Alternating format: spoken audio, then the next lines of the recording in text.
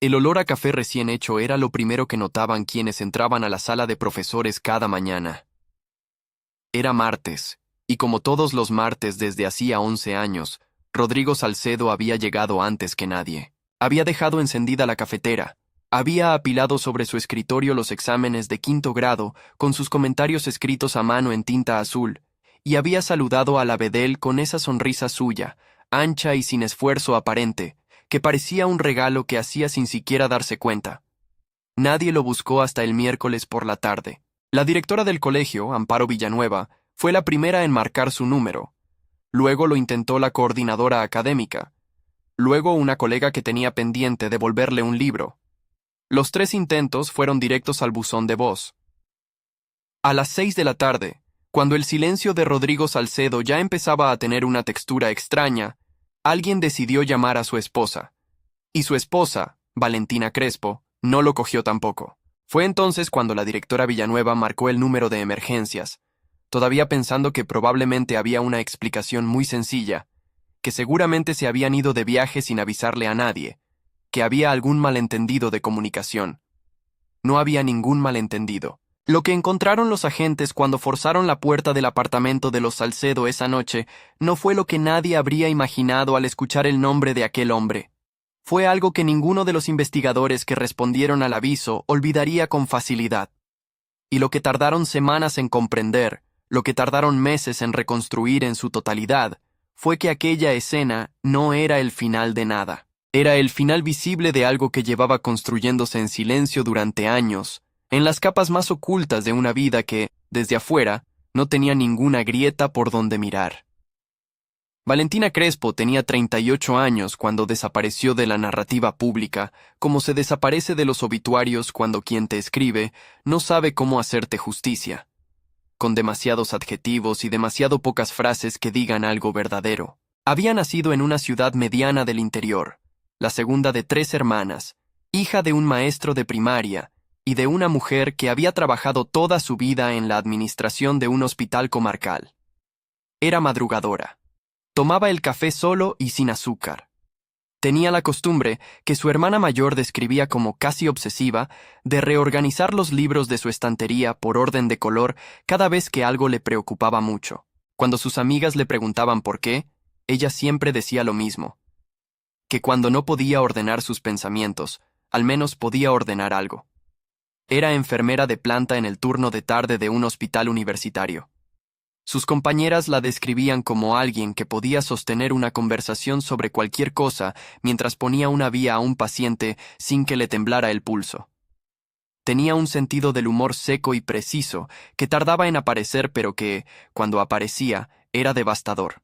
Le gustaban los documentales sobre arquitectura, los fines de semana en la montaña y los juegos de mesa largos, de los que duran 3 horas y requieren concentración. Llevaba casada con Rodrigo Salcedo 9 años. No tenían hijos. Habían hablado de tenerlos varias veces. Valentina había dejado de hablar del tema aproximadamente 18 meses antes de que todo sucediera, y sus amigas más cercanas interpretaron ese silencio como resignación. No era resignación, era otra cosa. Pero eso no lo supo nadie hasta mucho después. Lo que sí sabían sus amigas, aunque no lo decían en voz alta con esa claridad, era que algo en Valentina había cambiado en el último año. Había dejado de quedar con tanta frecuencia.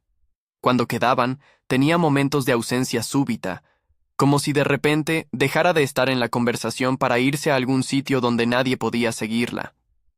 Una de ellas, Marta, le había preguntado directamente si estaba bien.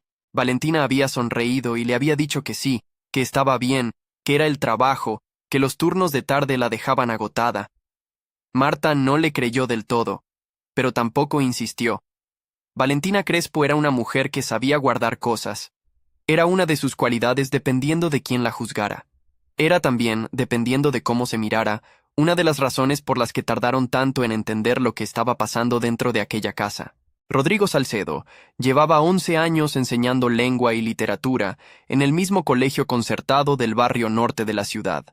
Tenía 42 años. 1,80 de estatura, cabello oscuro con algunas canas que sus alumnos le atribuían, con cariño, a los años que llevaba corrigiéndoles las redacciones. Vestía bien, pero sin ostentación. Tenía la costumbre de llevar libros de bolsillo en los bolsillos de la chaqueta, como si en cualquier momento pudiera necesitarlos. Sus colegas lo encontraban cercano, disponible, incapaz de guardar rencor. Sus alumnos lo adoraban. Esto no es una exageración editorial. Es algo que docenas de personas repitieron a los investigadores con esa intensidad que tiene lo que se siente de verdad. Rodrigo Salcedo era el tipo de profesor que te hacía sentir que lo que pensabas importaba, que tu opinión sobre un libro valía tanto como la suya, que equivocarse era parte del proceso y no una vergüenza. Tenía la habilidad, que muy pocos docentes desarrollan, de hacerte creer que eras más inteligente de lo que pensabas.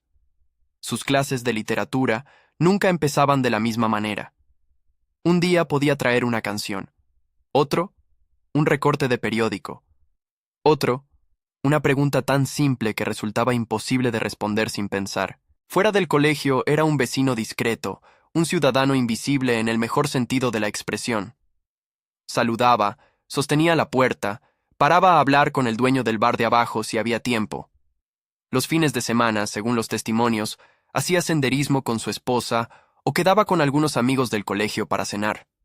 Era, por todos los indicadores externos disponibles, exactamente lo que parecía. Hay un detalle que, en retrospectiva, algunos de sus colegas mencionaron con esa incomodidad de quien no sabe si lo que está diciendo tiene sentido o si simplemente está buscando señales donde no había ninguna. Rodrigo Salcedo nunca hablaba de sus fines de semana con la misma precisión con que hablaba de todo lo demás. Cuando alguien le preguntaba qué había hecho el sábado, siempre daba respuestas que eran correctas en su forma, pero extrañamente vagas en su contenido. Que habían salido, que habían estado en casa, que se habían quedado tranquilos. Nadie le prestó atención a eso. ¿Por qué iban a hacerlo?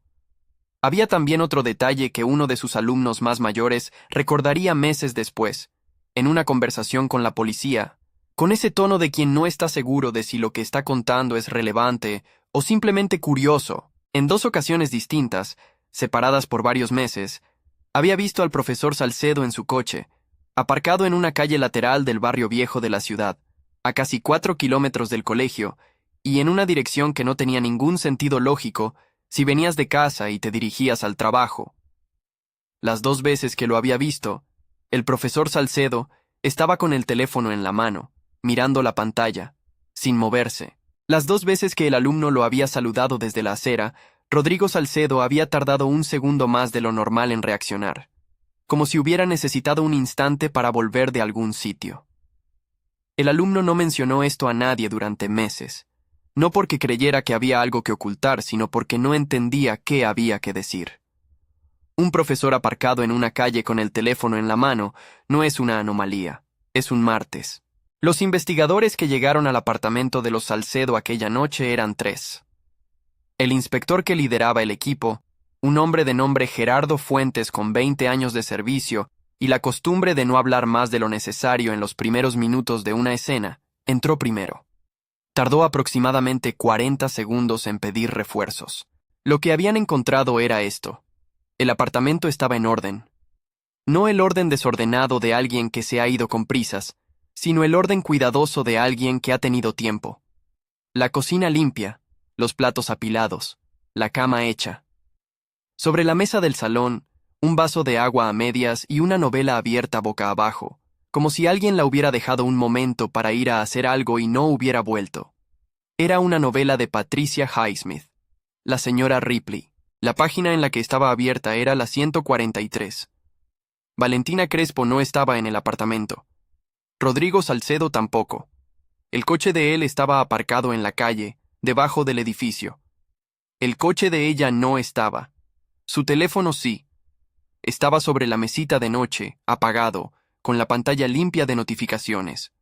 No había mensajes sin leer. No había llamadas perdidas. No había nada que indicara que alguien había estado intentando localizarla. Eso, por sí solo, era ya extraño. Valentina Crespo era enfermera. Su teléfono nunca estaba apagado. El inspector Fuentes ordenó el rastreo del coche de Valentina esa misma noche. Apareció 48 horas después, en un parking cubierto a las afueras de la ciudad, en la segunda planta, aparcado correctamente entre líneas, sin señales externas de violencia.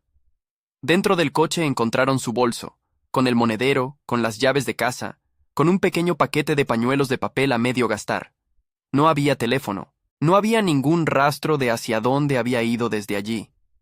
La investigación tenía 2 personas desaparecidas y ningún punto de partida claro. Los primeros días de una investigación de desaparición tienen una cualidad particular que los policías experimentados describen siempre de la misma manera. Son al mismo tiempo urgentes y paralizantes. Urgentes porque cada hora que pasa reduce las posibilidades. Paralizantes porque la mayoría de los caminos que abres al principio te llevan a ningún sitio. Los compañeros del colegio de Rodrigo Salcedo fueron entrevistados durante los primeros 2 días. Todos dijeron lo mismo. Era un hombre estable, querido, sin conflictos conocidos, sin deudas, sin enemigos. Nadie le había notado nada raro en las semanas previas, aunque varios mencionaron, cuando se les preguntó específicamente, que en las últimas semanas había llegado al trabajo con cierta energía que algunos describían como excitación y otros como tensión. La diferencia entre esas 2 palabras es enorme. En ese momento nadie lo sabía todavía. Las amigas de Valentina también fueron entrevistadas. Fue Marta quien dijo algo que el inspector Fuentes anotó y subrayó, aunque en ese momento no supiera exactamente por qué. Le dijo que en la última vez que había hablado con Valentina, unos 10 días antes de la desaparición, Valentina le había dicho algo que en ese momento le había parecido raro, pero que había decidido no interpretar demasiado. Le había dicho: Marta, hay cosas que cuando las sabes ya no puedes no saber. Marta le había preguntado de qué estaba hablando. Valentina había cambiado de tema. El inspector Fuentes leyó esa frase 3 veces. No tenía suficiente para hacer nada con ella, pero la anotó de todas formas. La investigación estuvo a punto de tomar una dirección completamente equivocada durante la primera semana, y es importante contarlo porque de ese error estuvo a punto de depender todo. Entre los contactos del teléfono de Rodrigo Salcedo, obtenidos mediante orden judicial en los primeros días, había un nombre que llamó la atención del equipo. Ernesto Marchetti, 46 años, empresario del sector inmobiliario con 2 procedimientos judiciales previos por estafa, ninguno con condena firme. Las llamadas entre Salcedo y Marchetti eran frecuentes, a veces diarias, con duración de varios minutos. La más reciente era de 4 días antes de la desaparición. El equipo pasó 5 días investigando a Ernesto Marchetti. Revisaron sus movimientos, sus cuentas, sus contactos. Encontraron irregularidades en su vida financiera que no tenían ninguna relación con los Salcedo. Encontraron también que Marchetti había estado fuera del país durante la semana de la desaparición, en Lisboa, con varios vuelos y registros hoteleros que lo ubicaban con precisión. La conexión entre Marchetti y la desaparición de los Salcedo resultó ser exactamente esto: ninguna. Las llamadas entre ambos correspondían a una inversión inmobiliaria que Rodrigo Salcedo estaba considerando y que nunca llegó a concretar. 5 días. 5 días mirando en la dirección equivocada. Cuando el inspector Fuentes volvió a la línea de investigación principal, había algo que había estado esperándolo con una paciencia que, en retrospectiva, parecería casi burlona. Un detalle en los registros de movimientos bancarios de Rodrigo Salcedo que el analista financiero del equipo había marcado con una nota adhesiva y había dejado sobre la mesa de Fuentes 3 días antes. La nota decía, con la letra apretada y funcional de alguien que escribe para sí mismo: ¿2 economías? Rodrigo Salcedo ganaba un sueldo de docente de secundaria en un colegio concertado. No era un salario bajo, pero tampoco era un salario que justificara lo que los analistas del equipo encontraron cuando empezaron a revisar sus movimientos financieros con la profundidad que no habían tenido tiempo de aplicar en los primeros días, distraídos por la pista de Marchetti. Lo que encontraron era esto. Durante al menos 4 años, Rodrigo Salcedo había mantenido una segunda cuenta bancaria. No a su nombre. A nombre de una sociedad limitada, creada hace 5 años, con un objeto social que decía, sin más especificidad, servicios de consultoría y formación. La sociedad tenía un administrador único, cuyo nombre no era Rodrigo Salcedo, pero cuyo número de teléfono de contacto en el registro mercantil era el mismo que el del segundo teléfono móvil que, para ese momento, los investigadores ya sabían que existía porque lo habían encontrado mencionado en una factura de telecomunicaciones domiciliada en el apartamento. El segundo teléfono no había aparecido todavía, pero la cuenta sí. Y en la cuenta había, en el momento de la desaparición, 43.000 euros. Y en los 4 años anteriores habían entrado y salido cantidades que, sumadas, superaban los 180.000 euros. El inspector Fuentes convocó a su equipo esa tarde. Lo que tenían en la mesa ya no era la desaparición de una pareja con vidas normales. Lo que tenían era una vida doble de la que, hasta ese momento, nadie en el entorno de Rodrigo Salcedo parecía tener la menor idea, o casi nadie. Antes de continuar con lo que los investigadores estaban a punto de descubrir, algo que iba a cambiar completamente la dirección de todo lo que habían creído hasta ese momento, si todavía no te has suscrito a este canal, este es el momento exacto para hacerlo.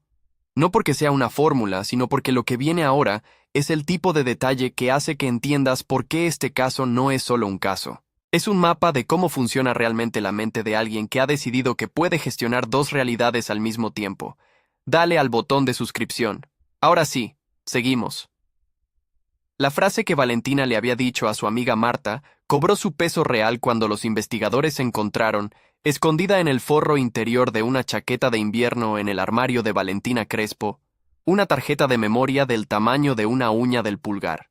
La tarjeta contenía 143 archivos, fotografías en su mayoría, algunas capturas de pantalla, 4 documentos de texto, y un archivo de audio de 47 segundos que el inspector Fuentes escuchó 3 veces seguidas antes de decir nada. Lo que había en esa tarjeta era el archivo personal de Valentina Crespo sobre la otra vida de su marido. Había empezado a construirlo 18 meses antes, exactamente 18 meses antes, que era cuando, según sus amigas, Valentina había empezado a cambiar. Las fotografías eran imágenes tomadas con discreción, algunas desde la distancia, otras desde el coche. Rodrigo Salcedo en una calle del barrio viejo de la ciudad. Rodrigo Salcedo entrando a un portal de un edificio residencial.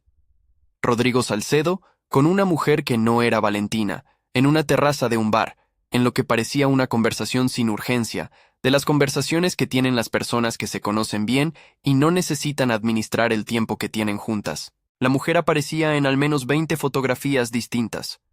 Los documentos de texto eran notas que Valentina había escrito con esa precisión clínica que debía de haberle costado un esfuerzo que solo ella sabía cuánto pesaba. Fechas, horarios, patrones de conducta. La hora a la que él salía de casa diciéndole que iba al gimnasio. La hora a la que su tarjeta de crédito marcaba una compra en un supermercado de un barrio que no era el suyo. El nombre que aparecía en los cargos de la segunda cuenta, que Valentina había encontrado de una manera que los investigadores todavía no entendían del todo, pero que pronto comprenderían. El archivo de audio de 47 segundos era una conversación grabada. Rodrigo Salcedo, con esa voz suya que sus alumnos describían como calmada, y su esposa había escuchado durante 9 años decirle buenas noches antes de dormir, diciéndole a alguien al teléfono, «Esto se acaba. No de la manera que tú quieres, sino de la manera que tengo que hacer yo. Tú ya sabes lo que eso significa». No quedaba claro a quién se lo estaba diciendo. Eso era lo siguiente que necesitaban saber. La mujer de las fotografías se llamaba Isabel Fuero. Tenía 35 años. Trabajaba como técnica de laboratorio en una empresa farmacéutica del Parque Industrial de las Afueras. Vivía sola en un apartamento del barrio viejo, segundo piso, portal de madera oscura, exactamente el portal que aparecía en varias de las fotografías de Valentina. Cuando el inspector Fuentes y su colega, la subinspectora Nerea Lanz, llamaron a su puerta un lunes por la mañana, Isabel Fuero tardó varios segundos en abrir. Y cuando abrió, fue evidente que no estaba sorprendida de verlos. Estaba, si algo, aliviada. Lo que Isabel Fuero les contó en las siguientes 2 horas cambió la forma en que el inspector Fuentes había estado interpretando el caso. No porque añadiera información que no tuvieran, sino porque ordenó la que ya tenían de una manera completamente diferente. Llevaba 3 años con Rodrigo Salcedo, no en la ignorancia de que él estaba casado, sino en el pleno conocimiento de ello, con la promesa que Isabel había escuchado con distintas palabras, pero con el mismo significado durante esos 3 años, de que la situación iba a cambiar. que él iba a resolver las cosas con Valentina, que estaban esperando el momento adecuado, que había complicaciones económicas que necesitaban tiempo. 2 meses antes de la desaparición, Rodrigo Salcedo le había dicho a Isabel que iba a pedirle el divorcio a Valentina esa misma semana. Isabel lo había creído, no porque fuera ingenua, sino porque esa vez había algo diferente en cómo lo decía. Había urgencia. Había una concreción que no había tenido antes. Esa semana pasó, y la siguiente. Y Rodrigo Salcedo dejó de hablar del divorcio con esa urgencia, y cuando Isabel le preguntaba, él desviaba la conversación con la habilidad de alguien que lleva años practicando exactamente eso. 3 semanas antes de la desaparición, Isabel Fuero había decidido que había llegado a su límite. Le había dado a Rodrigo Salcedo un ultimátum. O resolvía su situación con Valentina antes de que terminara el mes, o ella iba a contarle a Valentina lo que estaba pasando. El inspector Fuentes le preguntó qué había respondido Rodrigo Salcedo a ese ultimátum. Isabel dijo que le había dicho que lo entendía, que tenía razón, que lo iba a hacer, y después había desaparecido. La investigación tenía ahora un mapa diferente. Lo que hasta ese momento había parecido la desaparición simultánea de una pareja, con todas las narrativas posibles que ese escenario genera, desde la fuga conjunta hasta el accidente conjunto, era en realidad algo más complicado y más oscuro. Había una segunda mujer. Había un dinero que Rodrigo Salcedo había estado acumulando con cuidado durante 4 años. Había un ultimátum reciente. Y había una esposa, Valentina Crespo, que llevaba 18 meses documentando en silencio lo que sabía. Lo que todavía no tenían era un cuerpo, ni de Valentina ni de Rodrigo. Lo que todavía no tenían era la evidencia que cerrara el caso de una manera que resistiera un tribunal. Lo que sí tenían, y esto fue el momento que el inspector Fuentes describiría después como el punto de inflexión, era el segundo teléfono móvil. Lo encontraron en un lugar que, en retrospectiva, era tan obvio que la subinspectora Lance dijo que se había sentido estúpida por no haber mirado antes. Estaba en el maletero del coche de Rodrigo Salcedo, dentro de la funda de la rueda de repuesto, dentro de una bolsa de plástico sellada con una tira de celo. Era un teléfono de prepago, tenía 14 meses de antigüedad, y tenía, en su memoria interna, un historial de mensajes que los técnicos del equipo de análisis digital tardaron 6 horas en extraer y organizar. El historial cubría 14 meses de conversaciones entre 2 números. Uno era el del teléfono de prepago. El otro era un número que tardaron 2 días en identificar porque era también un teléfono de prepago, adquirido en una tienda de electrónica de segunda mano, pagado en efectivo, sin registro de identidad. Las conversaciones eran largas, frecuentes, escritas con la intimidad descuidada de quien sabe que nadie está mirando. Y lo que narraban, a lo largo de 14 meses de mensajes, era una historia que ninguno de los investigadores habría esperado encontrar en el teléfono oculto de un profesor de literatura. Lo que narraban esos mensajes era una negociación, no en el sentido abstracto. Una negociación concreta, con cifras, con fechas, con condiciones, con garantías. Una negociación sobre dinero, sobre la segunda cuenta, sobre lo que Rodrigo Salcedo estaba dispuesto a dar y lo que la otra persona estaba exigiendo a cambio de silencio. La otra persona era Valentina. Esto es lo que tardaron en entender. Valentina Crespo no solo sabía lo que estaba pasando. Valentina Crespo, con su precisión clínica, con sus 18 meses de documentación silenciosa, con su tarjeta de memoria escondida en el forro de una chaqueta de invierno, había construido una posición negociadora. No quería simplemente el divorcio. Quería la mitad de ese dinero. Quería que él reconociera, por escrito, lo que había hecho. Quería garantías. Y llevaba 14 meses negociando esas condiciones con él en un canal que ninguno de los dos pensaba que nadie encontraría. Los mensajes de Rodrigo Salcedo en ese intercambio eran los mensajes de un hombre que siente cómo se cierra un espacio. Empezaban, en los primeros meses, con una calma que podía leerse como confianza o como cálculo. Evolucionaban, a medida que las exigencias de Valentina se hacían más específicas, hacia una tensión creciente que en los últimos mensajes, los del mes anterior a la desaparición, tenía ya una cualidad diferente. No era la tensión de alguien que está buscando una solución. Era la tensión de alguien que ha dejado de buscar soluciones. El último mensaje en ese hilo era de Rodrigo Salcedo. Estaba fechado 4 días antes de la desaparición. Decía, con esa brevedad que tienen las frases que ya no necesitan contexto, porque el contexto lo ha dicho todo. De acuerdo. El martes lo cerramos. El martes era el día en que nadie había visto a ninguno de los dos. Lo que pasó el martes tardó semanas en reconstruirse, porque pasó en 2 lugares distintos, y porque la mayor parte de las pruebas físicas habían sido eliminadas con una meticulosidad que el inspector Fuentes, con sus 20 años de servicio, describió después como la evidencia más perturbadora de todo el caso. No la violencia, la planificación. El coche de Valentina apareció en el parking cubierto de las afueras porque Valentina lo había aparcado allí ella misma.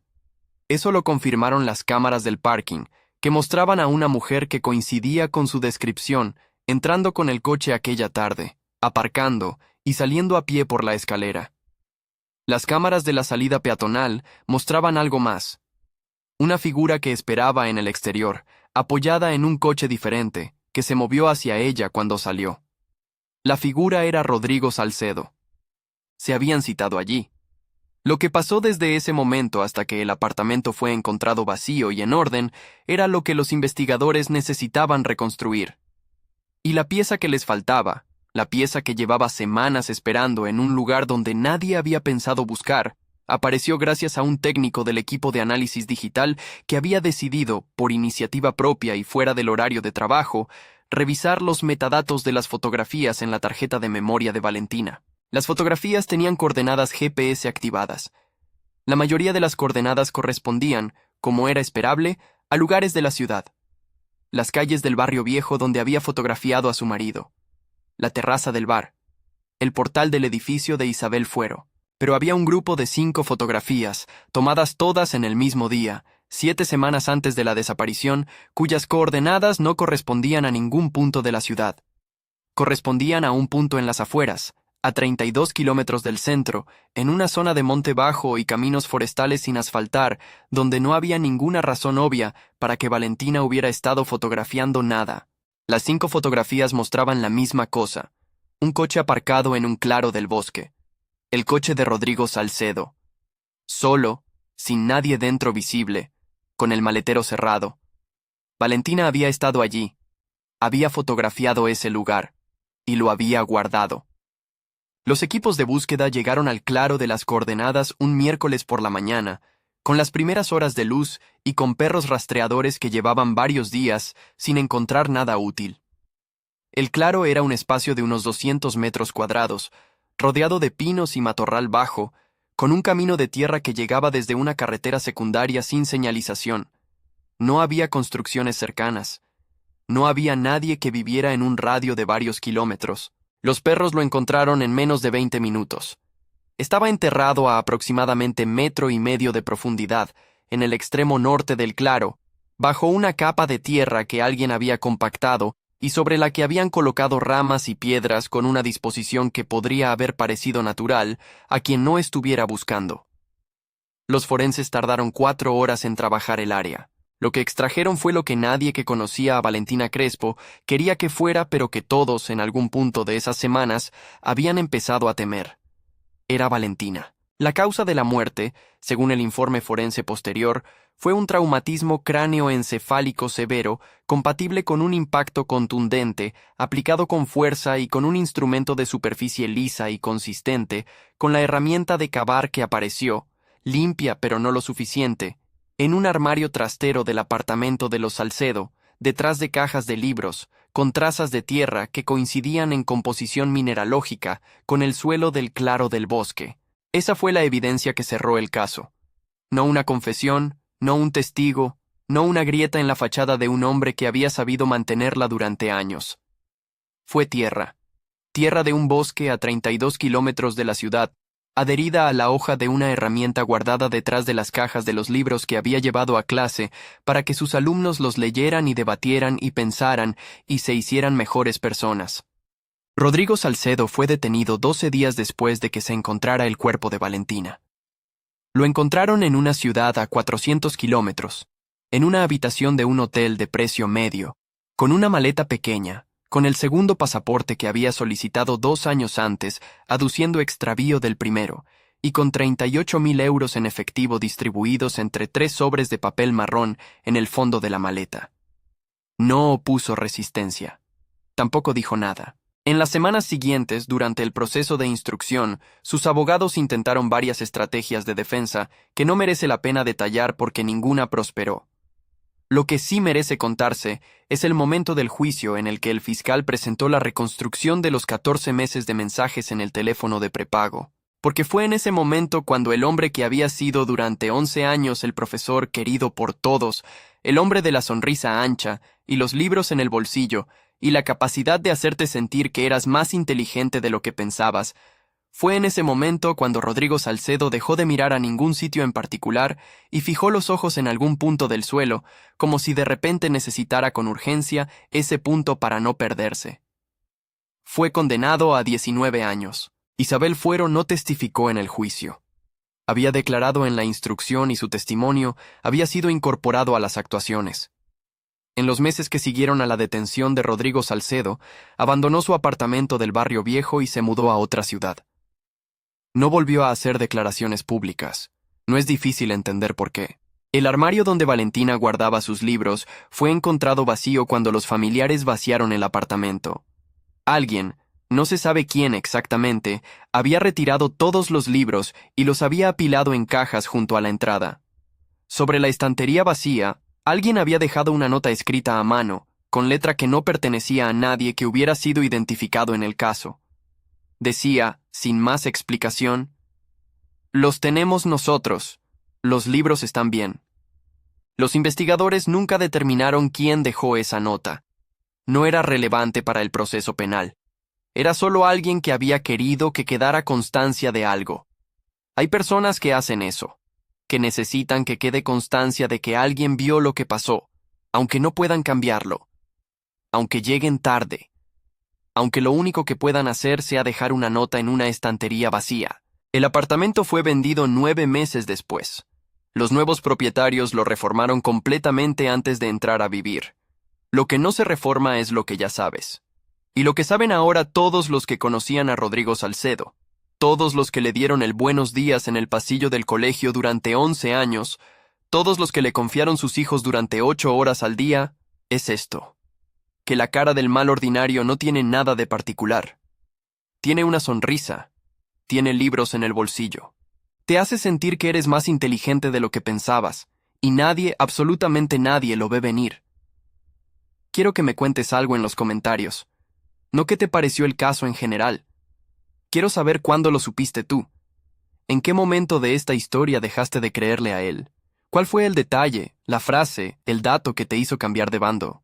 Porque hay un momento exacto en cada historia como esta, un segundo en el que algo en tu cabeza hace clic, y ese momento es diferente para cada persona.